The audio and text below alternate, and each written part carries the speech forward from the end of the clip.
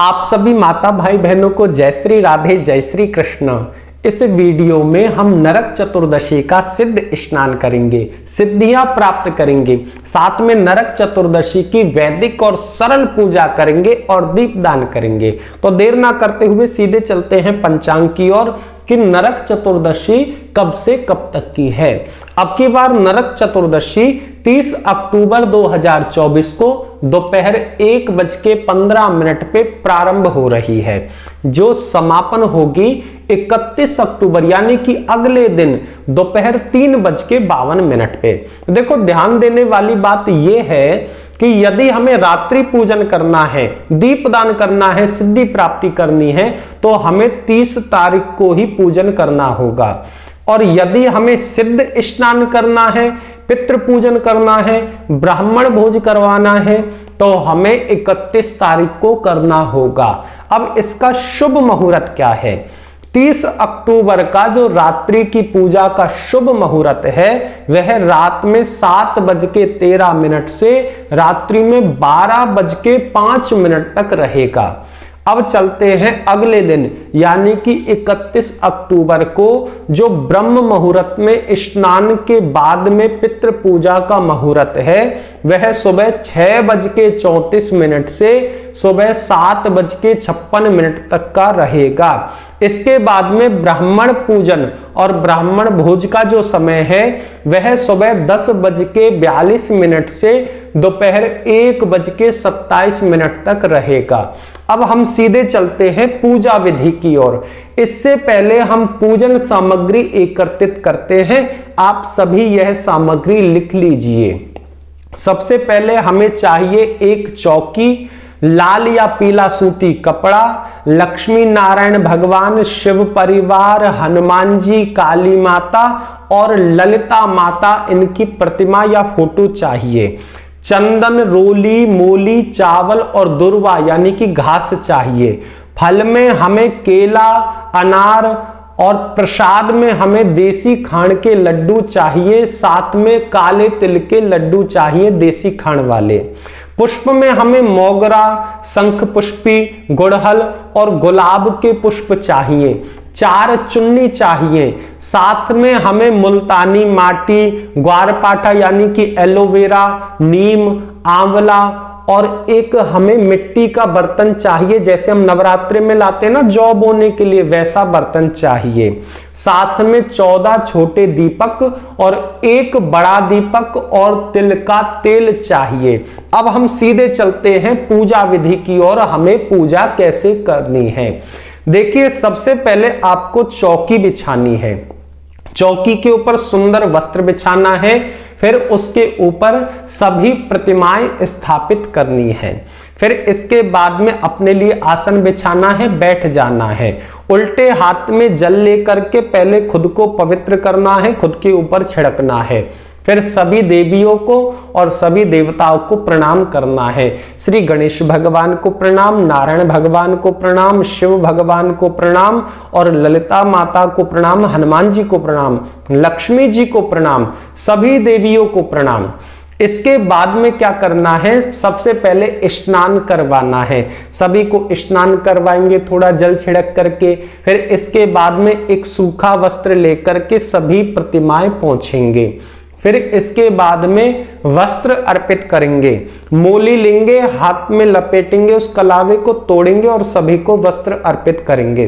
फिर जो 4 चुन्नी मंगाई है वह मैया को ओढ़ाएंगे, है मैया को अर्पित करेंगे। फिर इसके बाद में तिलक अर्पित करेंगे।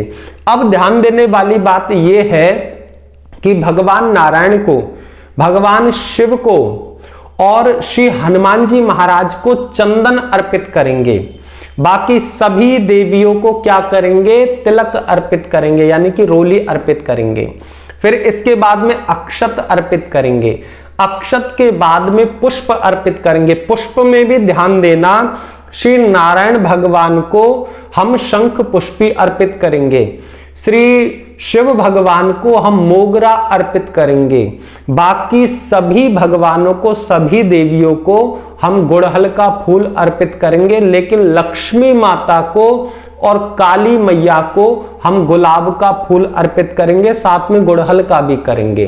फिर इसके बाद में हमें दीपक जलाना है और इन सभी को धूपम दीपम दर्शयामी, सबको धूप दीपक दिखाना है। फिर इसके बाद में हाथ में जल लेना है, हाथ धो लेने हैं। अब हमें प्रसाद चढ़ाना है।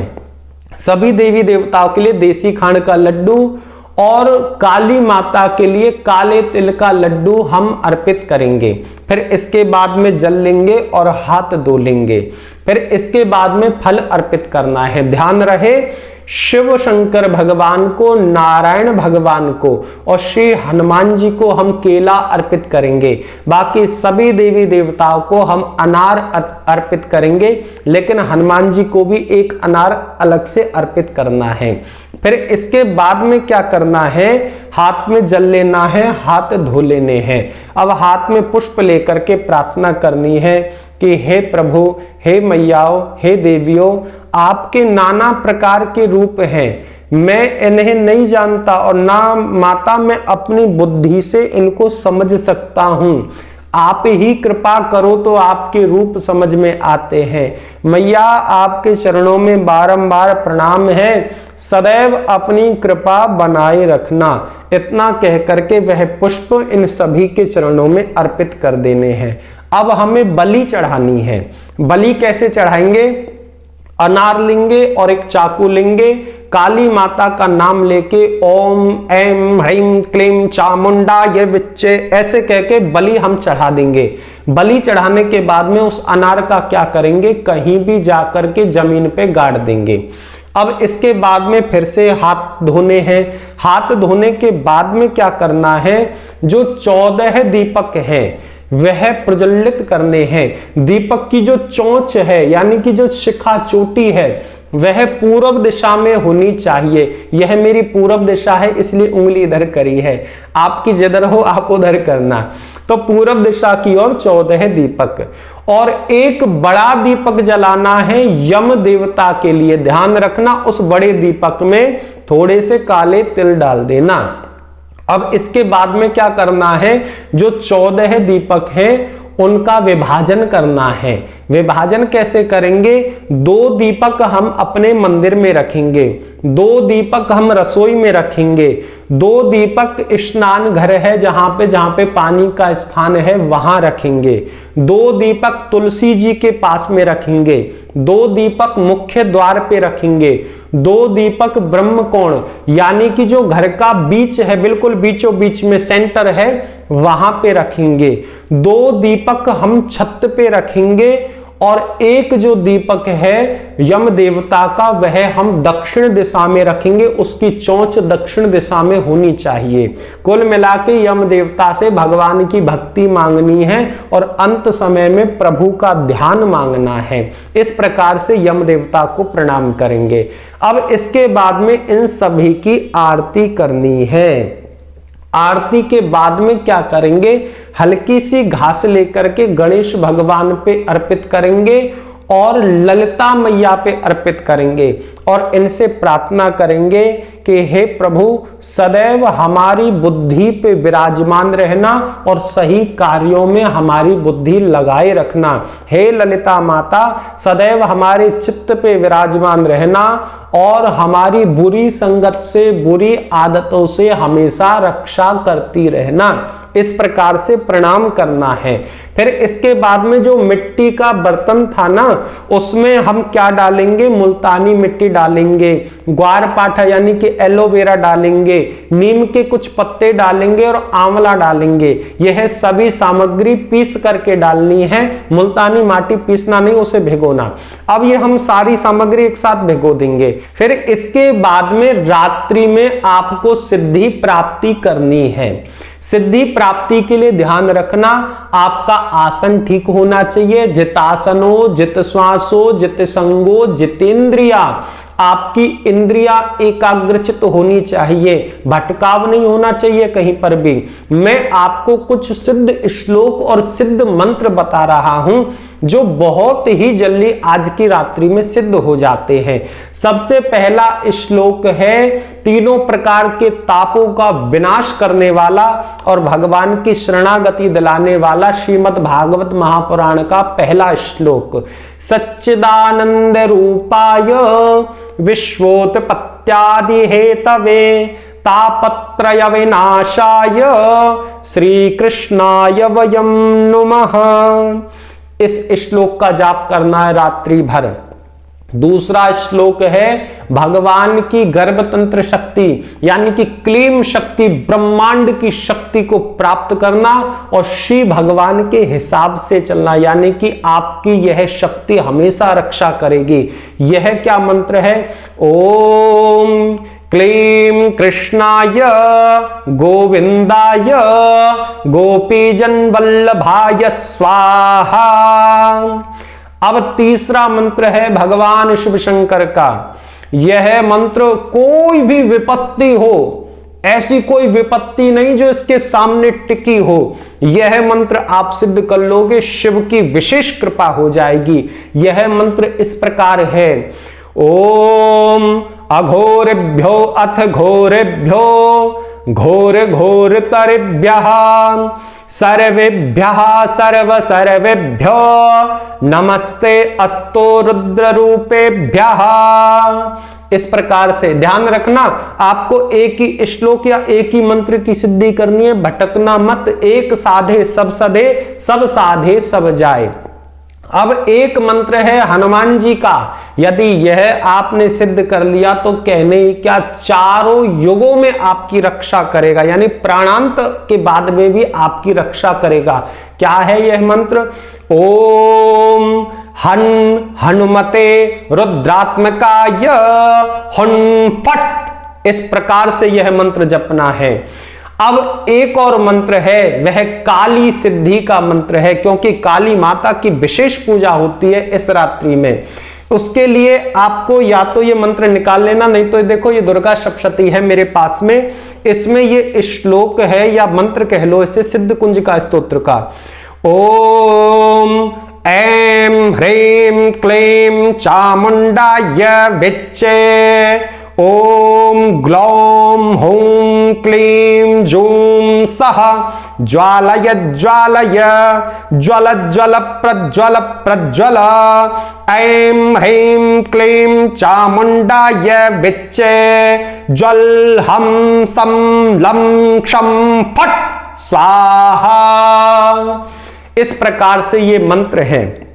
अब इसके बाद में क्या करना है? रात्रि भर यह है चलेगा मंत्र जाप। यदि आपको विष्णु भगवान कृष्ण भगवान का जाप करना है तो पूरब दिशा में, यदि आपको देवी जाप करना है तो उत्तर दिशा में, भगवान शंकर का जाप करना है उत्तर दिशा में, और श्री हनुमान जी का जाप भी करना है तो उत्तर दिशा में। अब इसके बाद में रात्रि भर आपका जागरण हो गया। अगला दिन आ गया यानी कि 31 अक्टूबर ब्रह्म मुहूर्त में आपको प्रणाम करना है सभी देवी देवताओं का जिनका आपने जाप किया है, पूजा की है। फिर इसके बाद में क्या करना है?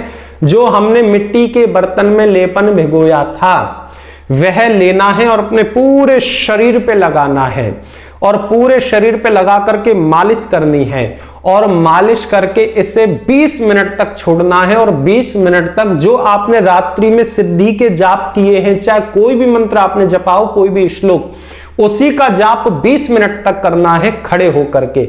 यदि आपको मुद्रा आती हो तो और भी ज्यादा अच्छा है। भगवान विष्णु और भगवान श्री कृष्ण के लिए शंख मुद्रा इस प्रकार से, भगवान शंकर के लिए लिंग मुद्रा, देवी मैया के लिए, दुर्गा माता के लिए या काली माता के लिए योनि मुद्रा इस प्रकार से, और हनुमान जी के लिए ये देखो इस प्रकार से।